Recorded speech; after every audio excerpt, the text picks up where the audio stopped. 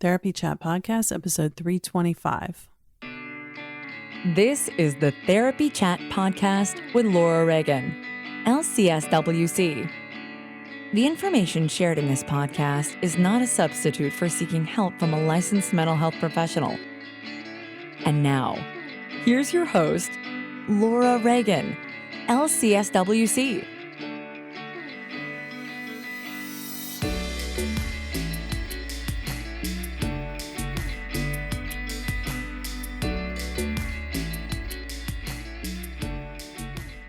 Today's episode is sponsored by Trauma Therapist Network. Trauma Therapist Network is a platform for finding a trauma therapist, learning about trauma, and understanding about how trauma shows up in our lives and what the healing process can look like. Go to www.traumatherapistnetwork.com to learn more.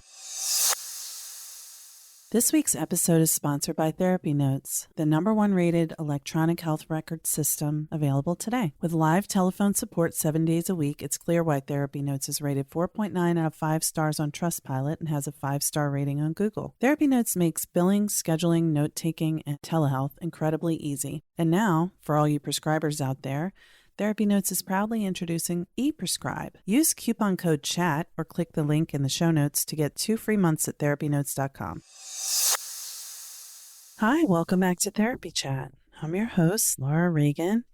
Today, I am bringing you a conversation I recently had that is definitely about a sensitive topic, as so many of these episodes are. I definitely want to give everyone listening a heads up that if you have a history of domestic violence or a history of witnessing domestic violence when you were a child, if that's a sensitive topic for you, please take care of yourself when listening today, because we're talking about domestic violence, stalking, protective orders, and it could be very sensitive if that's something that you have personal experience with. My guest today is Kaytee Gillis, LCSW. Kaytee Gillis is a psychotherapist, advocate, and author with a passion for working with survivors of family trauma and the LGBTQ plus community. She received her bachelor's in psychology from Clark University and her master's in social work from Tulane,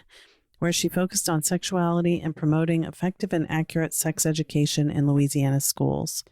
Kaytee's work focuses on assisting survivors of psychological abuse, stalking, and other non-physical forms of domestic violence and family trauma, and assisting survivors with navigating the legal system to receive protection.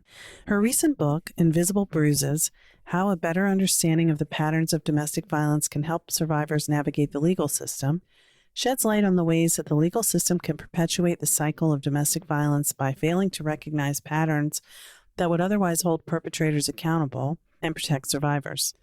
Gillis provides training on recognizing patterns of domestic violence and family dysfunction, treating the aftermath of abuse and trauma, and helping survivors move forward. Now, please keep in mind that neither Kaytee nor myself are attorneys, and anything we say about the legal system is through the lens of our experience as advocates and lived experience working in the courts with survivors. But every state is different, and what we say may be common in some places, may not be common where you are. The good news is there are domestic violence programs in every state that you can learn about through your state coalition against domestic violence. Sometimes they're together with state coalitions against sexual violence. So Kaytee gives some great resources in this conversation. She has a blog on Psychology Today called Invisible Bruises. She offers training, support, online resources. She has a Facebook group. So you'll hear all about that in our conversation. But for now, let's just dive right into my conversation with Kaytee Gillis. Hi, welcome back to Therapy Chat. I'm your host, Laura Reagan, and today I'm so excited to be talking with Kaytee Gillis, LCSW. Kaytee, thank you so much for being my guest on Therapy Chat today. Thank you for having me. I'm really excited to be talking to you today.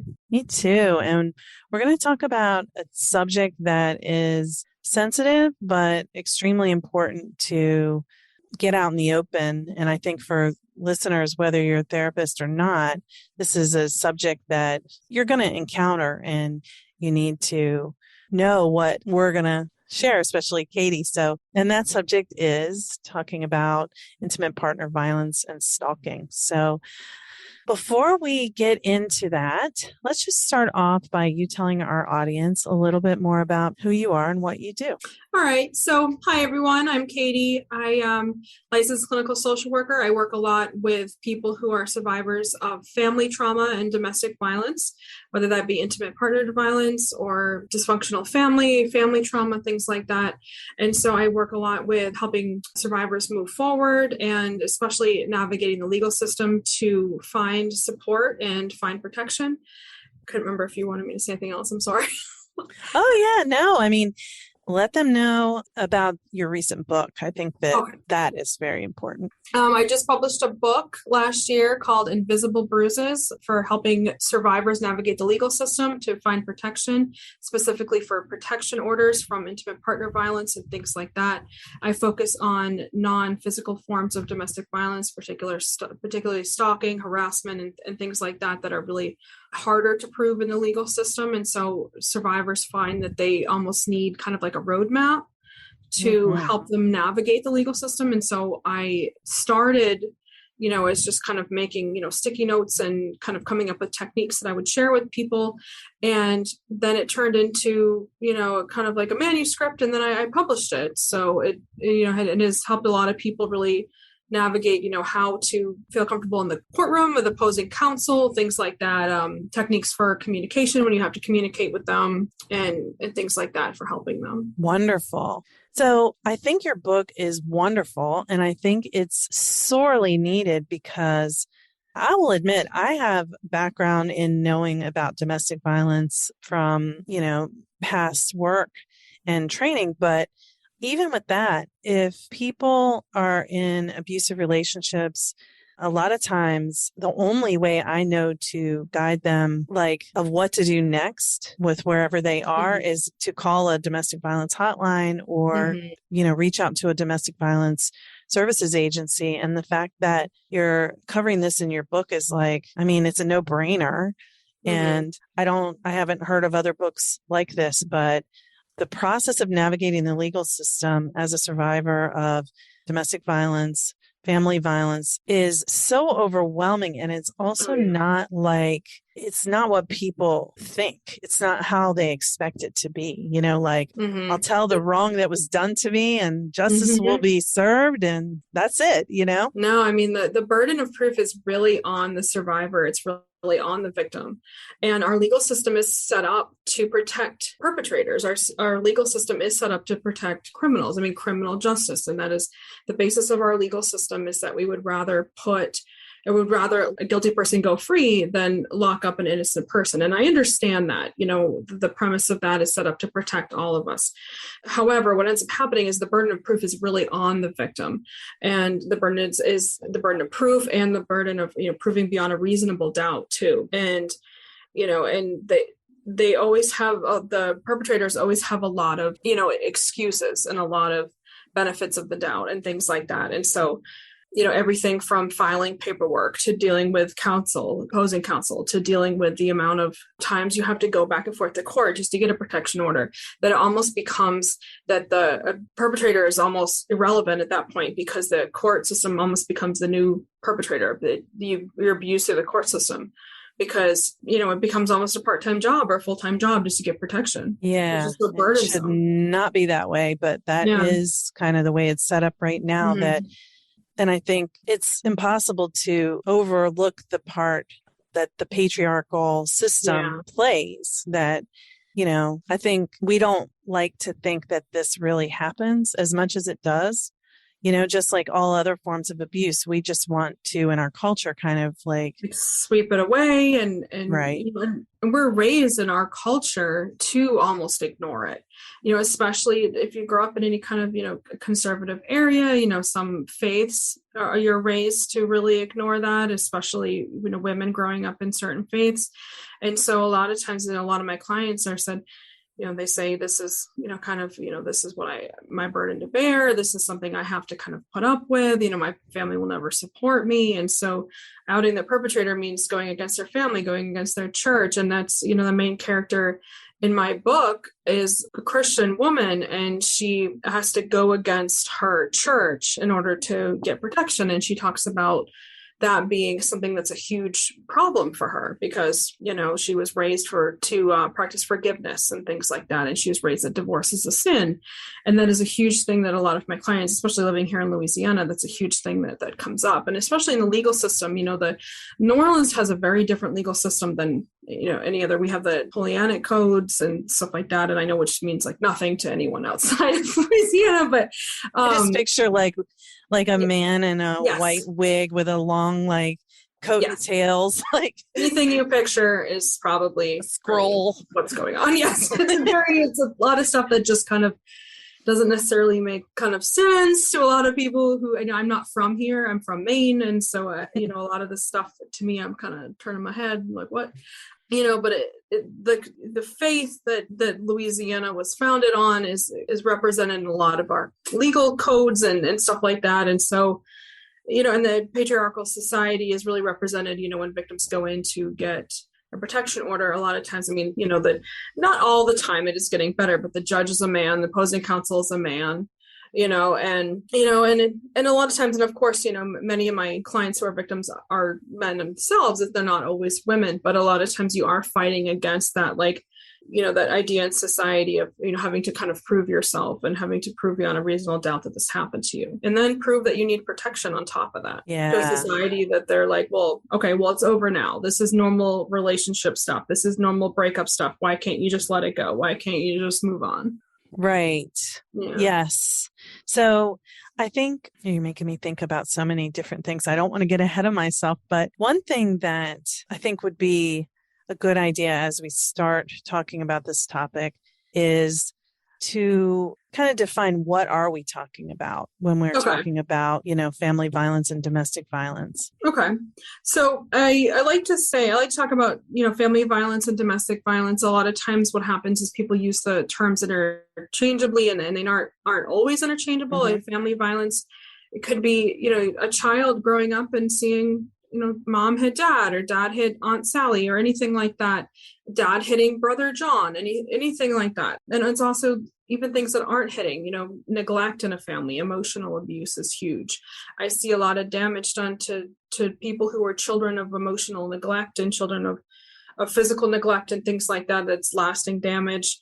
Domestic violence are things like stalking, things, of course, there's the physical violence, but what happens is, do like a quick Google search and you'll come up with hundreds of thousands of pictures, sometimes graphic, and of physical violence, because we live in a society that assumes that most domestic violence is physical, but unfortunately it's not. There's psychological, there's stalking, things like that, harassment, financial, verbal, verbal, all of that stuff. And so, I always like to talk about, I really focus on the non-physical aspects, and I've quoted it so many times that I can almost remember the dictionary definition of stalking. It's a pattern of unwanted behavior that would make a reasonable person feel, unsafe or feel in fear for their life and their safety. I'm sure it's probably pretty close to the definition that's used on a protection order. I've seen so many of them.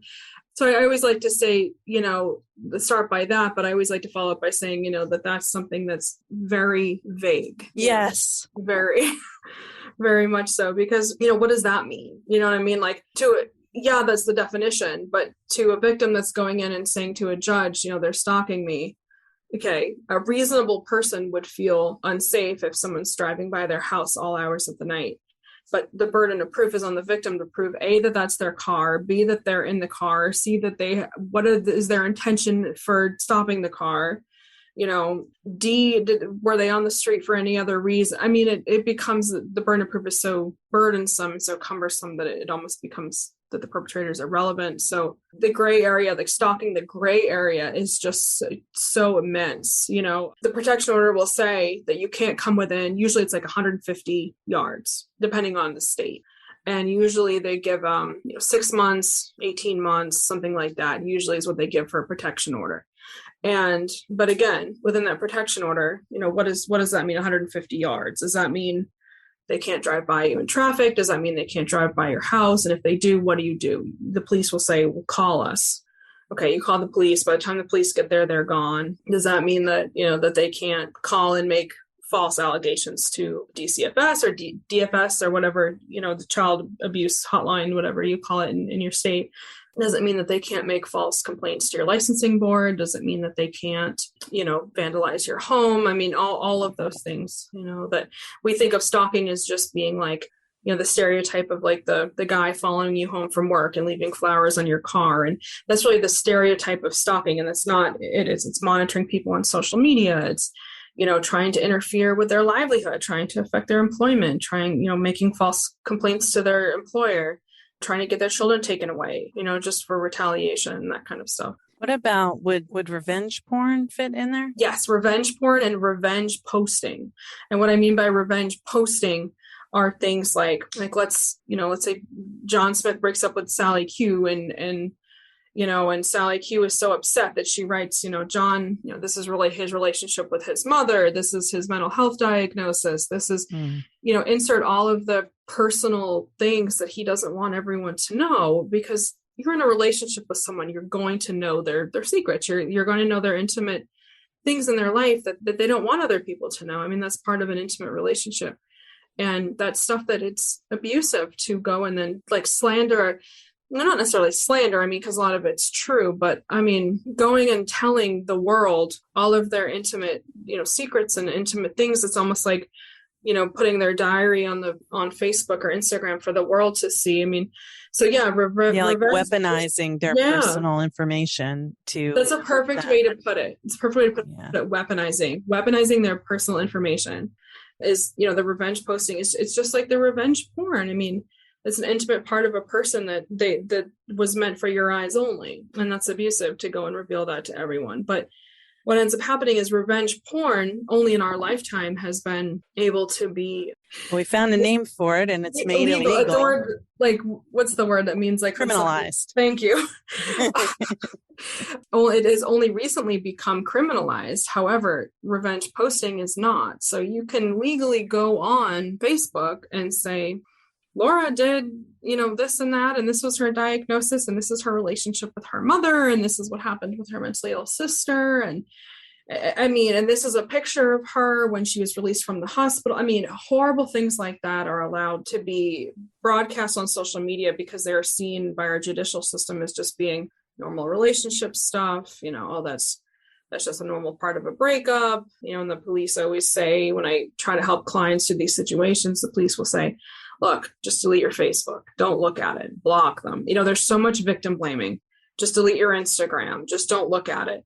Are you kidding me? I mean, would you say that to someone, they used to say that for revenge porn, when they'd go in and say, look, he's posting all these naked pictures of me or naked videos. And they'd say, okay, just don't look at it. I mean, there's my naked videos all over the internet for the world to see. And it's the same thing. That's my, my intimate. And it's an intentionally to humiliate you or to hurt you. Yes. It's not just sharing, oh, wow, I'm so proud of my ex-partner's fantastic body. It's not that. It's to humiliate and degrade them. It's intentionally knowingly humiliate and degrade them. Absolutely. It's a perfect way. It's a perfect way to put it, because it's absolutely true. And that's what makes it abusive. That's the difference between posting, oh, I'm so upset. I just had my heart broken. This was the person who I loved, and I'm so upset. Yada, yada, yada. That's different than saying, here's a naked picture of her for everyone to see.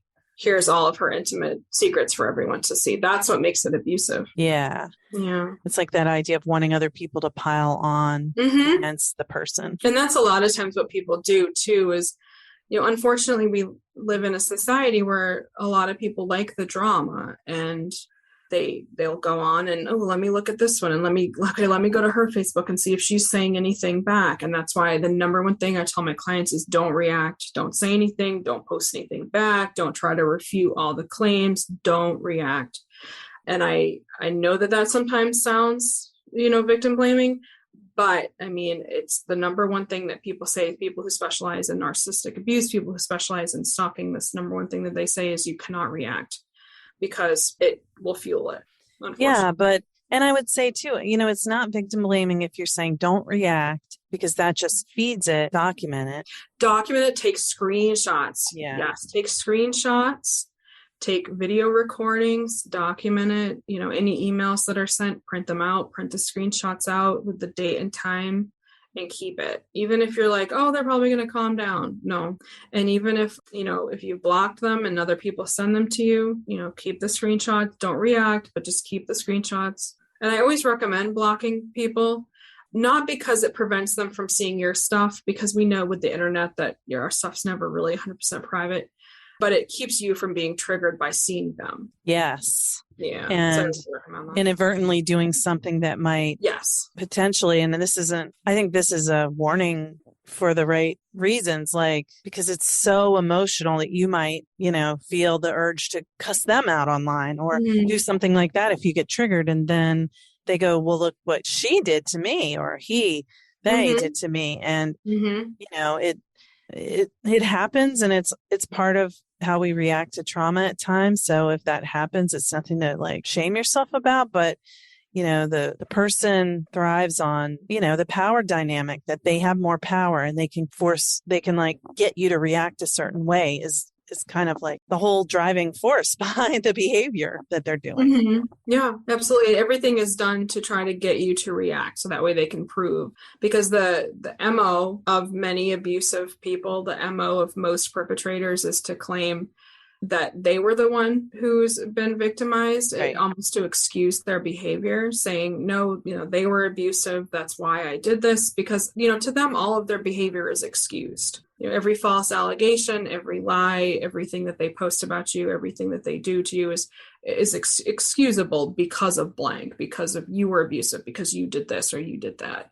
So keeping in mind that that's their MO, is to go and say that they were abused. So that's why I always tell people, don't give them any fuel. Don't give them anything to, kind of prove that, or anything to put in their corner. You want your hands to be clean, especially if you have to go to court for a protection order. You want your hands clean, which I know is really hard. As much as you can. Yeah. I know it's really hard. I know, because who the heck can sit there and watch all these horrible allegations come up about them, just coming out of left field and left and right. And every day you wake up and there's, complaints to your boss and complaints about your children to DCFS and, things like that. I mean, it's constant.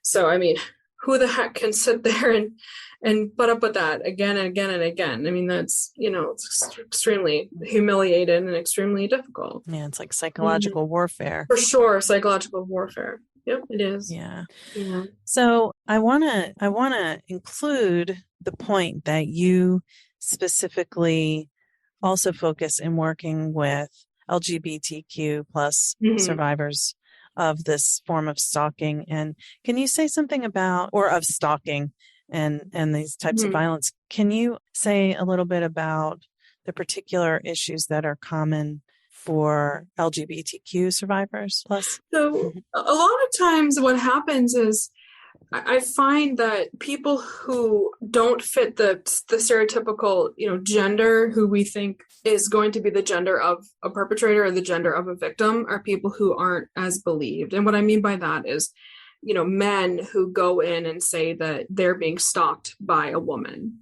or men who say they're being abused by a woman. I mean, especially here in Louisiana, I've seen men almost get laughed at by the police. Judges are like, huh? And not all the time. I mean, it is changing. It's 2022. I like to think that we're going in a better direction with this, but it does happen. It is extremely hard to prove, for regardless of the gender of the victim, it is extremely hard to prove almost that a perpetrator is a female. Just because our society does not want to view females as being dangerous. Our society likes to assign men the role of perpetrator and female the role of victim. However, what ends up happening is a lot of times it's just the way that that we're conditioned in our gender, but females tend to do a lot of the non-physical forms of domestic violence, which are harder to prove anyway. So females tend to do more of like the stalking and the psychological abuse, psychological warfare, and that kind of stuff, which are already harder to prove. So, then that's harder. And then a lot of my clients, a lot of my LGBTQ clients say, I don't want to out myself. If I go in and, because when you fill out a protection order, you have to check how you know the person, and you have to check out like why this person why you'd meet criteria for a protection order, because you can't just go get a protection order. I don't know about every state, but in this state you can't just go get a protection order against like a friend or something like that. It would have to be like a family member, former cohabitating partner, roommate, something like that. So, a lot of times that would mean outing yourself, by saying this is a former dating partner. You have to put, your gender, their gender. And a lot of times this, is something that you have to out yourself against your family. You have to out yourself, to your faith. If your faith means a lot to you, you have to out yourself to your community, to your employer, and things like that. So it's really hard for a lot of my clients to really, kind of weigh that decision of how do I want to navigate this? Yeah, to go into seeking protection from the legal system, those barriers that's very difficult for survivors across the board. Oh, yeah. And for sure. Those particular barriers just add another layer of what a perpetrator can use against you, like you were saying, like revenge posting to, outing someone. Like if you report me for this, the threats, like, kind of going back to stalking, threats like are a part of the stalking. We think of stalking as just being like the following you around. No, it's the threats, it's the harassment, it's the actions that are put to intimidate you, to remind you who's in control. And a lot of times, a lot of the threats that people say are things like, if you leave, I'll out you. If you leave, I'll ruin your career. If you leave, I'll keep the children and you'll never see them again. Those are common things that people say. And so, if you're being threatened that you're going to be outed, in Louisiana, you could lose your children if you're outed. You could lose your employment if you're outed. We don't have the same level of protection for both parents for LGBTQ clients, LGBTQ people. It's not the same, and so a lot of times that is a real fear that people have. I don't have the same legal rights to my kids as they did, so I can't, take my kids, or I can't be with my kids. That's a common thing I hear people say. So like if maybe one parent is biologically related to the children and the other parent isn't, then they don't have legal rights the same. Yeah. Yeah, which is like, if you think of it, like, let's say that you take like, a cisgender couple, a straight couple, where, we don't know if we meet a couple, we don't know if she had the baby biologically and wasn't his biology. We just don't know because it's none of our business. But what ends up happening is, with a gay couple, there's, always like, we feel more like scrutiny. Yeah, like, well, whose kid is it biologically, and did they use a sperm donor, and and so a lot of times, especially, maybe more so with women, but there is one who's like the biological carrier of the child sometimes, and and a lot of times that is used against them in court. I carried the child biologically, and that is so new for some court systems that they're just like, oh, okay, well, we'll just assign guardianship then to the mother, and and then the partner, or or the father, or whatever, the other guardian is then saying, okay, well, now what, I can't see my kids just because of I dared leave this relationship. So it's the retaliation. Yeah, it's like really using the court system and the legal system to further the abuse. Further it. Yeah, exactly. Yeah. So it's like in one way the system can have its own traumatic impact on someone, but then there's the way that the perpetrator can use the system to abuse the other partner too. Yeah, the perpetrator almost becomes irrelevant because they use the legal system and the court system, and not just the court system, but like other forms of power. So like DCFS, licensing boards, regulatory boards, and things like that. That the perpetrator is almost irrelevant. The court system does their dirty work for them.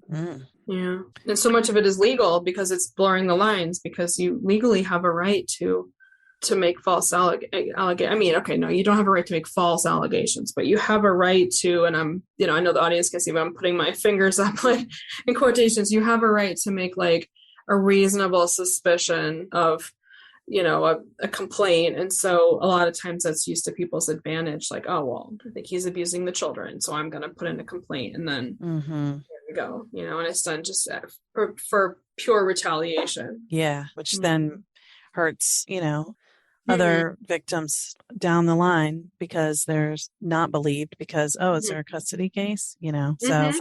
uh, Mm-hmm. so it's so tangled. It's so tangled. Yeah, I know. And it's so hard because the police, a lot of times, I work with a lot of law enforcement. I have good friends in law enforcement, and they'll say to me, like, Kaytee, our hands are tied, unless we go out there and we see, and I'm going to be graphic because I'm speaking, like a law enforcement person, but they'll say, unless we go out there and there's a weapon and then there's blood and there's bruises, we don't know what to do. We're not trained in that, which is true. Just like I'm not trained to make an arrest or a drug bust. It's not my area. It's not their area. Unless they come out and they see bruises and broken bones, they don't know what to do. And so a lot of times, the police are like, our hands are tied. We don't know what to do. And, even the limitations of the protection orders, the police sit there and they kind of scratch their heads like, well, technically she has a right to drive by the house. And then the other cop who's standing right next to him, because they usually work in pairs, will then say, well, no, she doesn't have a right to drive by the house because she can't be within 150 yards. But then the other one says, but it's a public road. And the other one says, but she could take another. It's like, you'll sit there and watch the two of them go back and forth. And it's like, if law enforcement is debating it among themselves, then how is the public supposed to know what to do? Yeah, it reminds me because we saw video of the young couple. The Gabby Petito. Yeah. Yeah. And so many survivors and so many, in the domestic violence community, in the survivor community, so many, when they saw that video of Gabby, so many were saying, no, there's something going on because she was just so upset and he was so calm. And, and he kept saying, oh, I don't know, she doesn't have her medicine and she's got OCD and anytime you see someone like pointing at someone's mental health concerns, I always kind of question that, like, why are you pointing the finger at another person? What's going on here? Why are you trying to point the finger away from yourself? What's going on? But a lot of people were questioning that. Yeah. Well, and that dynamic is common, that the perpetrator is usually calm and the victim is usually hysterical. And if the cops, because they don't have the training to really, it's not like they're a forensic, expert in domestic violence, right? So they show up and they're like, see one person acting out of control and one person acting calm. They naturally think the out of control one is the problem. And that makes sense. It's kind of human instinct almost to, if you show up to a scene and there's one person who's calm, it's almost instinctual to kind of gravitate towards kind of talking and speaking and conversing more with that person who's calm, because you know that you think that they're going to give you, a more rational part of the story. Running a group private practice has been a challenging and rewarding experience, and one thing that has made it so much easier is TherapyNotes. TherapyNotes makes billing, scheduling, note-taking, and telehealth incredibly easy. If you're coming from another EHR, like I did, TherapyNotes makes the transition incredibly easy, importing your demographic data free of charge so you can get going right away. My team has found TherapyNotes very easy to learn. It's intuitive. The customer support is second to none. And that's one of the things that has kept me a TherapyNotes customer for several years now. Anytime I've needed to contact TherapyNotes for help with an issue I couldn't figure out on my own, I've been able to get through to someone and resolve the issue within 15 minutes, 99% of the time. Find out what more than 100,000 mental health professionals already know. Try TherapyNotes for 2 months absolutely free. Just click on the link in the show notes or enter the promo code CHAT at therapynotes.com.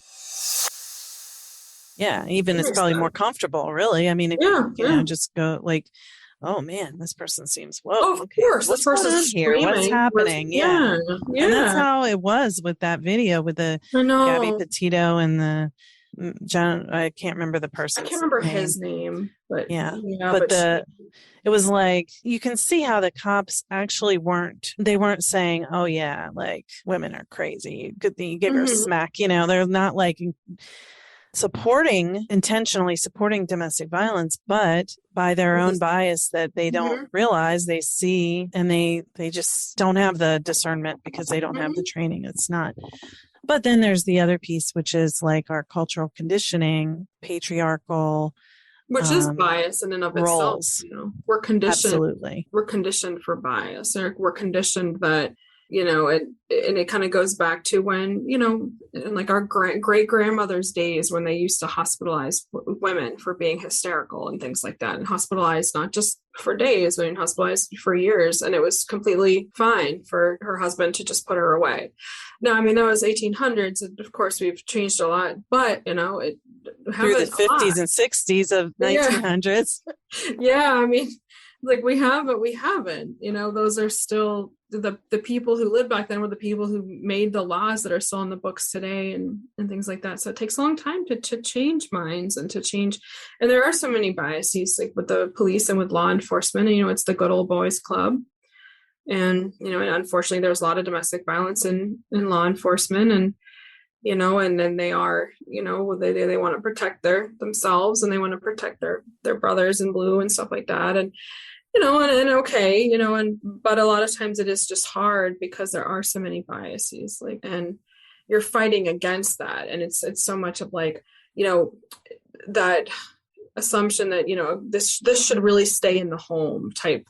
You kind of get that reaction from the police of like, especially the older ones. And I know it, I hate to kind of what happens behind closed doors is other people's business. It's not my business. It's a lot of times that's what happens, and they'll say, comments like that, like, okay, isn't this a normal part of breaking up? Can't you just move on? Yeah. Yeah. I think that's one of the most frustrating things. Yeah. Because then you're like, what do I do? Exactly. And that's one of the parts. It's frustrating, but it's scary too, because there's so many, to me, it's scary. There's so many barriers preventing people from receiving legal protection in these situations. But, people are at high risk of physical danger, even if the abuse had been more non-physical. I don't know if I'm wrong on that, because please feel free to correct me. I didn't write a book, and you did, but I know when people leave, they're at high risk. They are. When they leave, they are. That's the worst time. It's the most dangerous time for a victim, is when they leave a relationship. And there is a pattern of domestic violence that does escalate. It does follow a pattern, and there is if someone's stalking you, the chances of them assaulting you are higher, they're much higher. And if they've already assaulted you, the chances of them harming you again, if they've vandalized your home or your property, the chances go up. If and there's certain criteria, like if they've made threats, that kind of, and there's like escalation points, and like each, I can't remember the thing that it's called, but there's I think it's called like a severity scale. I'm trying to remember what it's called. And the lethality assessment. I think maybe that's, yeah. And like each one is a certain point. And and a lot of times, things like that. I mean, I don't usually see that used a lot in court, unfortunately. It's really only, when I was doing research for my book, I found it, but unfortunately, people don't, really use that. But yeah, everything is given a point. So have they vandalized your home? Have they made threats? Have they assaulted you? And have they stalked you? I mean, those things right there, your chances of being killed, quite frankly, go up. Right. And if they've ever like strangled you, there's a high risk of lethality, of death from being strangled. And people, don't think of it as being that serious. Like, he had his hands around my throat. It was very quick, I could catch my breath. I was able to catch my breath. I was okay, but I mean, he didn't mean it. Die. Caught up in the moment. And there's so much of that. Yeah. And that's the thing, is that people don't realize, is that there is a pattern of behavior, and there's a pattern of escalation. This is not, and what happens is each time someone does something like that, like if they strangle someone, if they vandalize their home, if they stalk them, each thing is viewed in isolation.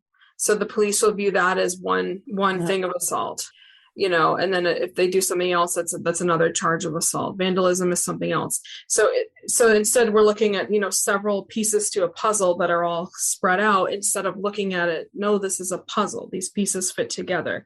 And really law enforcement and our judicial system should look at it like that. We should be looking at it like, No, these pieces all fit together in a very specific way. They're a pattern of behavior. When we look at them as isolated incidents, it's easy to kind of discount, oh, well, they were just angry and they vandalized her home, or he was just angry and he choked her. She was just angry and she, whatever. Crimes of passion. Yes, we need to look at it as a pattern of behavior. This is not a one time and then one time and one time. This is a pattern. How many boxes have they checked on this scale and on this list? Yeah, that's a great point. And I think that's why documenting is so important. Like I've told so many people, like, just jot down every time they call you what they said. And if they called you 56 times today, just jot down November 2nd, 56 missed calls, And take screenshots. Take a screenshot of the missed call and take a screenshot of the phone number. A lot of times what will happen is people will just have the name John Smith, 52 missed calls. Do some, I don't know what kind of phone you have, but if you can click on it and open it up. So where it says the phone number, 99999, whatever, open it up and take a screenshot of that, because in court, John Smith, it won't matter because you can change any phone number to John Smith. So any opposing counsel will challenge that. So you want to see the actual phone number. You want to take a screenshot of that. And then I always tell people, keep a diary, because I've seen diary entries get people protection orders more often than you'd think, because something that happened June 2nd, a year ago, the judge says, I'll honor it because it's in your diary, and isn't that funny? It's like, if you say it happened on June 2nd, they're like, well, how do I know that's true? And then you go, it's in my diary. And they're like, oh, okay. And you're like, well, why didn't my words have as much, weight as what I show you in my diary? But okay. If that's what I have to do, is document. Judges, say, okay, I'll honor it. Yeah. So I always tell people, keep a diary, take screenshots and document other ways, but also keep a diary if you can. And there's also something called victim's voice, and you can go on and you can document that way. It's like an online way of documenting incidences and things like that. So is it public? Like it's like a forum, or it's just like something that it's like you can log in and it's your way that you track what's gone on? It's actually, you can create like a website, and you can create, here, I'm trying to pull up the app so I can kind of describe it a little bit more, but there's ways for you to go in and it'll tell you what information to document. So you can, and it'll tell you because a lot of times what happens is people don't know how to document, and so they over or they under document. And I know people are probably saying why does it matter if you over document? If you over document, then it can look petty to court, and the judge, I've seen judges throw it out because it looks like you're being petty, it looks like you're just trying to find faults. So it'll tell you what to document. It'll tell you time stamps, how to document bruises, how to document, if you have things, if you have a Nest camera, Ring camera, how to save the videos and that kind of stuff. It's called Victim's Voice, and I always recommend that to people. Is that a free app? So it's actually an app. Yeah. And it's Victim's Voice. It's all one, Victim's Voice. And then you can go to, Play Store or Apple or anything like that. So it's Victim's Voice app. Okay. Thank you. Yeah. It's as I'm hearing you say about them saying it's petty, it's this overarching, I just have to say it out loud. There's just this overarching dismissiveness about victims' experiences. And, for sure. It's oh, you're making such a big deal out of nothing, or can't you just let it go? And, this is normal breakup. Frustrating. So frustrating to hear that. Because it really is anything domestic. The second you hear domestic, I have a really good friend who works for law enforcement, and I've been with him before, and they'll, there's certain codes for domestic, and I'll see people just kind of roll their, domestic, I don't want to go to this domestic. And and it's just so interesting, it's look, the stigma around it and how much it's dismissed as just being household stuff. That's just another couple arguing. Yeah. Yeah. When really, if you look at crime, this type of crime is probably more prevalent than gun violence and all of that. And it's happening in people's homes, whether it's domestic violence, sexual violence. They are so prevalent. Yeah, it's actually, I quoted someone in my book as this famous quote, that, I don't know if it's famous. It's famous for me. It's stuck with me. It's, that domestic violence homicide should be called preventable homicides, because, because if you follow the pattern of behavior and the escalation, the person is leaving you a verbal and physical roadmap of what they're doing. Rarely is it just kind of a one-off, and it does happen. I don't want to dismiss that. It does happen that there are, random acts of violence and end in, murder and things like that. But usually there's, escalation, but usually what ends up happening is that when a victim is murdered by their partner, usually they have gone to the police multiple times. They've tried to seek a protection order multiple times. That's usually what ends up happening. And then sometimes the protection order is denied, and sometimes not. I mean, the piece of paper doesn't stop someone from coming and harming you. So, many people are killed every day with a protection order in place. Well, so as you say that, and I'm very aware of that too, it's just a piece of paper, but why is a protective order what's the reason that it would be worthwhile for people to go ahead and pursue it anyway? So that thing, I'm really glad you said that, because I do want to tell people that I always recommend you get one anyway. Of course, I'll say things like, that it's just a piece of paper, or, and I know it does sound like I'm saying that this is kind of tedious and burdensome, and it is, but I always recommend doing it anyway, because it does create a paper trail in the lease. It does create a paper trail. Even if it is denied, there's a record with the court. And, and you can go in and you can ask for, amendments, and you can ask for, extensions and stuff like that. And if you do have a protection order, then it is easier. If you call the police respond faster. And, and it is nationwide. If I have a protection order in California, it's legal in New Hampshire. And so it's not like the person can really kind of, jump out and jump away from that. So I always recommend to survivors to get a protection order, and to still go to the police, even though it's tedious. And even though I'm going to, I'm sit there and kind of gripe about it and all that, I still recommend doing it. Because me too, because in my experience, I've only lived in 2 states, Virginia and Maryland, but in those both states, if you have a protective order, like if Johnny calls Susie 100 times, she can call the police and say he's harassing me over the phone. And they're like, oh, well, you can go down here. They'll say you can go to the commissioner and try to press charges if you want. They're not even going to come to you for that. But but if you say, I have a protective order and he's called me 100 times, then he's actually breaking a law by violating the protective order. And then it's criminal. That's criminal. It's a criminal. They're violating a criminal law versus civil. Right. So it's almost easier to prove violation of a protective order than it is to prove like an assault, where the court sees it as he said, she said. Not that if you feel like you want to report that, it's totally valid to do so. But if you get the protective order and then the person is still doing the behavior and you can report that and it's documented, then that's what they will be. That's where they get the, diversionary intervention. Yeah. And sometimes that does work. A lot of times, it's,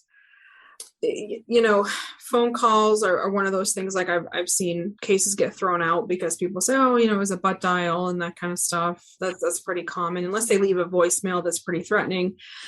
And again, it's so hard, the burden, there's so many burdens on the victim to prove. Then you have to prove it. How do I know it's their voice? How do I know? I mean, but I say all that to say, you still do it anyway, make the police report anyway, apply for the protection order anyway.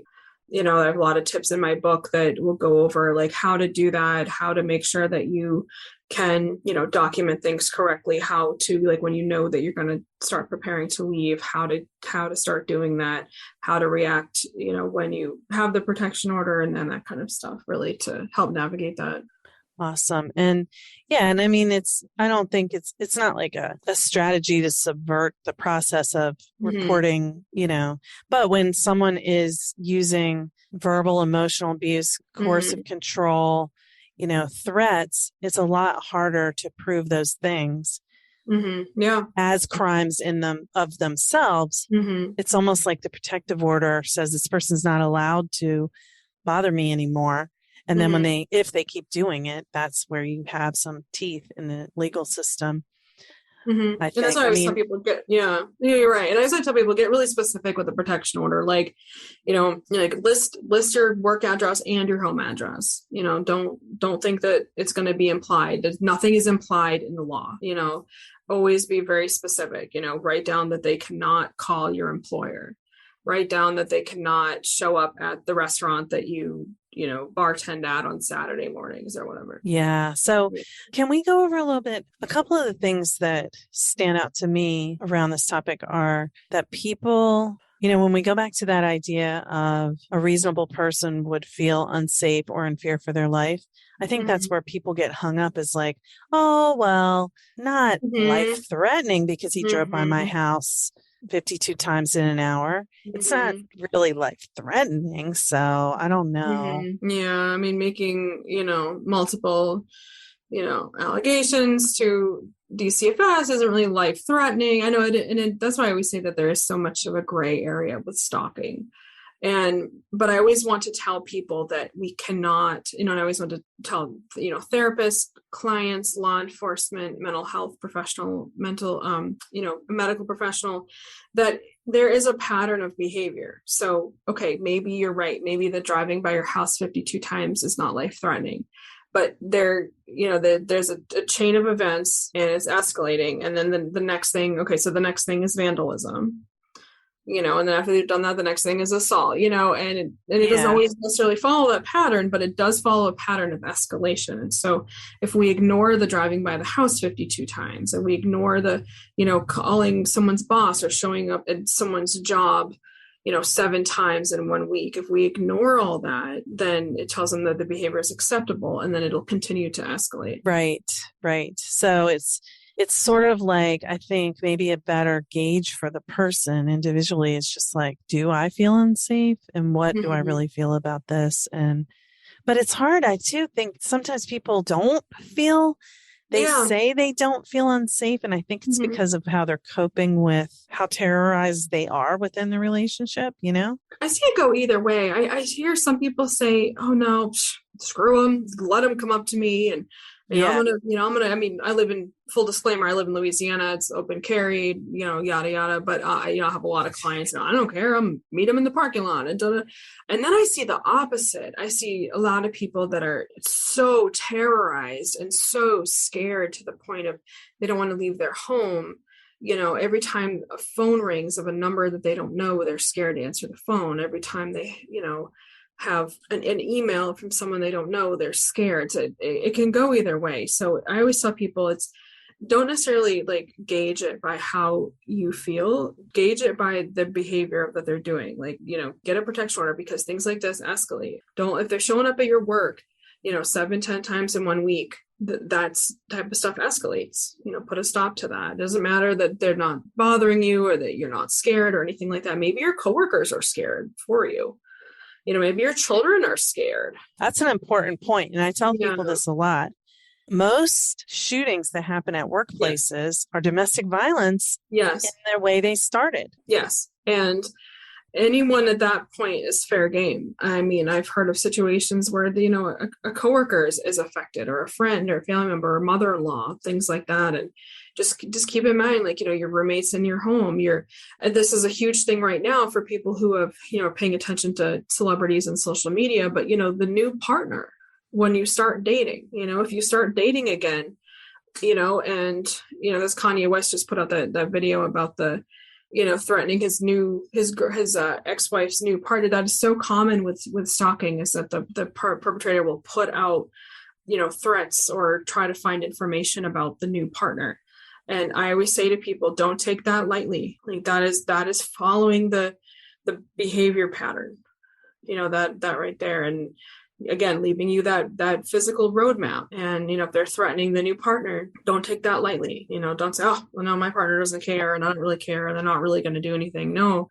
What about that whole oh, I'm sorry. No, I was just gonna say, like, just it's not necessarily even about you at that point. It's about all the other innocent people who are brought into it.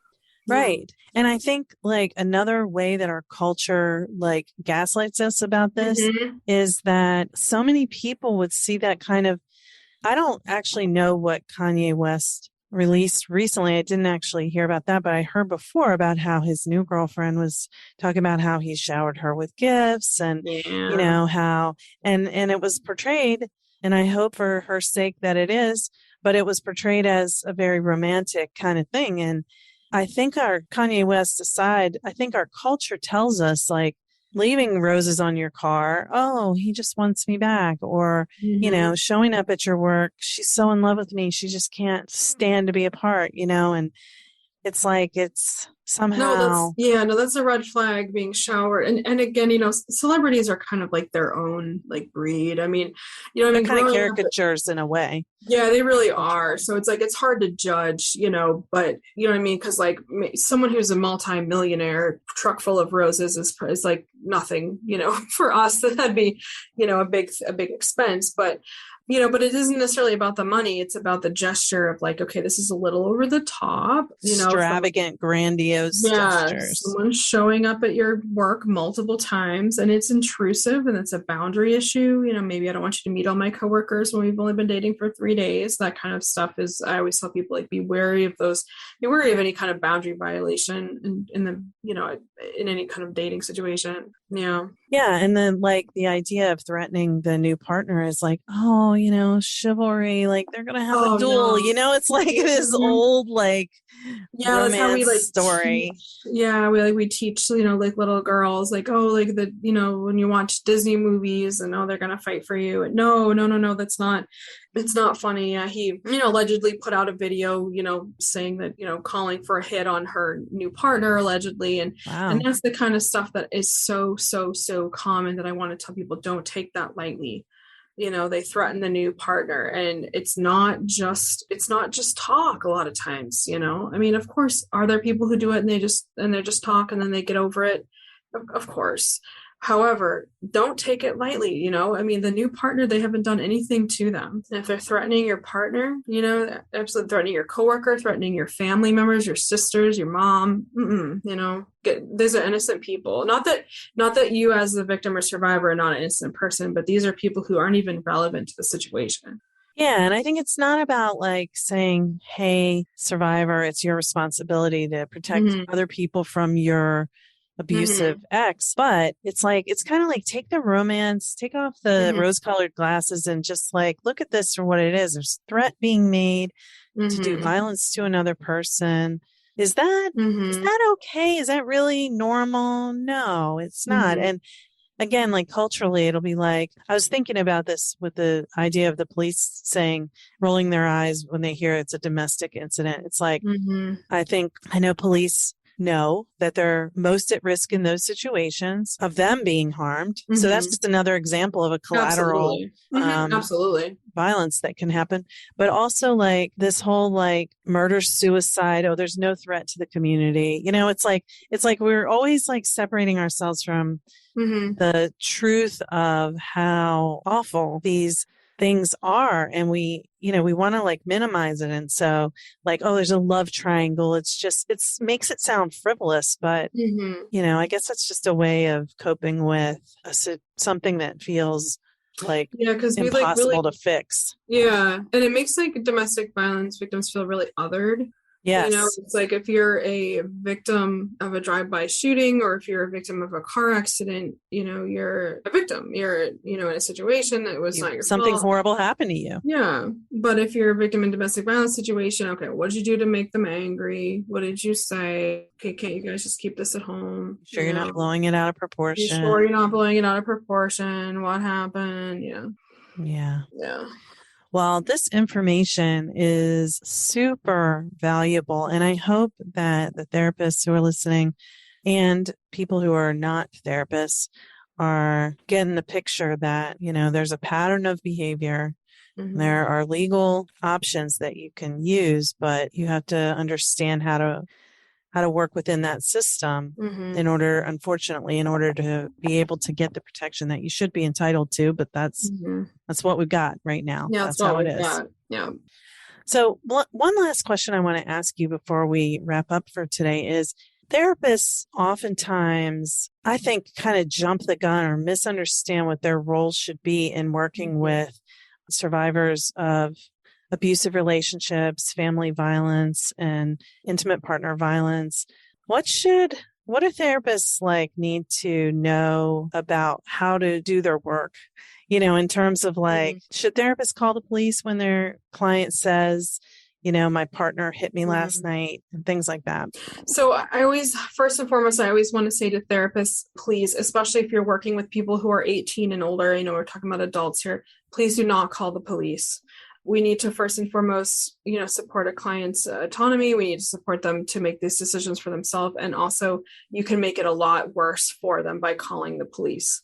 The police, don't, first of all, you're breaking confidentiality by doing that, but the police also don't like that when a third party calls the police, calls them, it can make that a lot worse for them. And also, keep in mind these people, they go, okay, so you go and you make a police report, but then they go home to these people, so then they're going home and they're living with the person and they're sleeping next to them in bed.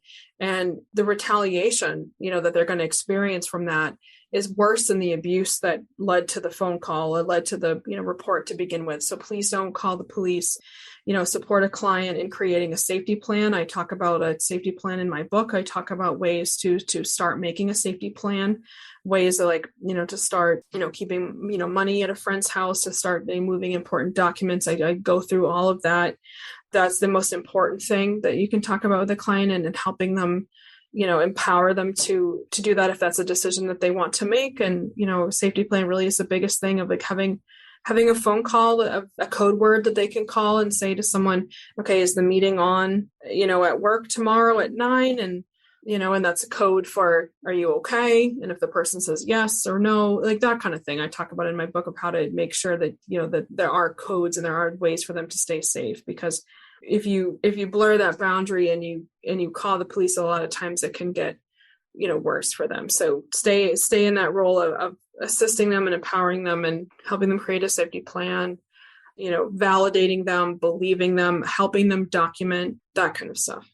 Yeah, thank you. And I think another temptation that therapists can have is try to force the client to and leave the relationship right away, because we get so concerned for their safety.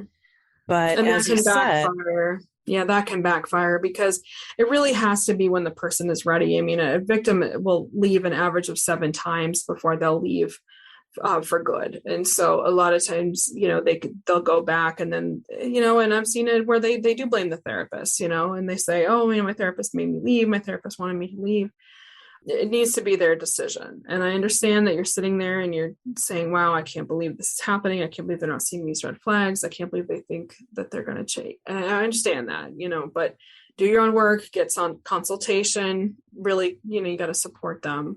Yeah, because, domestic violence is about power and control. And so what happens when we take away our clients' power and control by, trying to force them to do something they're not ready to do, whether it's calling the police to report the incident or leave the relationship before they have a safety plan in place and before, so that basically then what, you can't just, then what? It's not in a vacuum. Go where? Right. Yeah. What about my pets? So much, what about the kids' school? There's so much. Yeah. Yeah. What about the kids? And there's so much involved in that making a safety plan is really, where you need to start. Yeah. Well, Kaytee, this has been a really interesting and important conversation. And I know that you offer a lot of resources for people in this situation. Can you share where people can find what you have to offer? And I know your book is part of it, but that's not all. So I have a website. It is my full name. It's www.KaytlenGillis.com. Kaytlyn with a K, Kaytylyn, Gillis, Gillis, LCSW.com. And I have consultation and supervision. I provide training on domestic violence. I also offer online support resources for therapists and for clients, for victims, survivors, people who love them.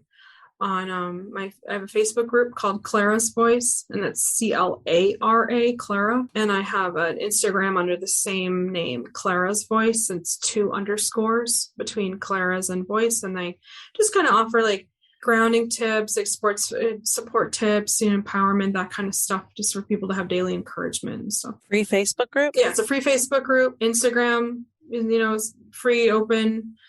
And I just, kind of post like some videos and stuff like that. I have a blog on Psychology Today called Invisible Bruises. It's the same name as my book. And I talk about ways to heal from family trauma, ways to work through your own trauma and like do your own work, talk about, ways to, recognize boundaries and recognize red flags, also identifying green flags in relationships and stuff too. Wonderful. Yeah. Excellent. So I will be sure to list all of these resources in the show notes, including the link to your website. And you also mentioned to me before, and I'll bring it up now, that you do a lot of giveaways of your book too. Mm-hmm. So for people who haven't been able to afford it. Yep. I have a lot of people who reach out to me and say, look, I'm a single parent. I just moved here. I don't really have a full-time job. I can't afford to buy your book. So I have lowered the price for the book I have a Kindle version for people who can't have a hard copy, for obvious reasons. So I recommend grabbing the Kindle version, reach out to me. I do a lot of kind of book giveaways and stuff like that for people. If you know anyone who needs it, a lot of people will email me and say, hey, my aunt could really use this book. My brother could really use this book. Can you send it to me and I'll give it to them? That kind of stuff. So please reach out and let me know. Well, thank you again for generously sharing your time with us today and for all of the helpful information that you shared. I really enjoyed talking with you. All right. Thank you so much for having me. Thank you to TherapyNotes for sponsoring this week's episode. I do love TherapyNotes. It's such an asset to my business and makes my job as a practice owner and a therapist much easier. Try it today with no strings attached and see why everyone is switching to TherapyNotes, now featuring ePrescribe. Use coupon code CHAT or click the link in the show notes to get 2 free months at therapynotes.com. Thank you for listening to Therapy Chat with your host, Laura Reagan, LCSWC. For more information, please visit therapychatpodcast.com.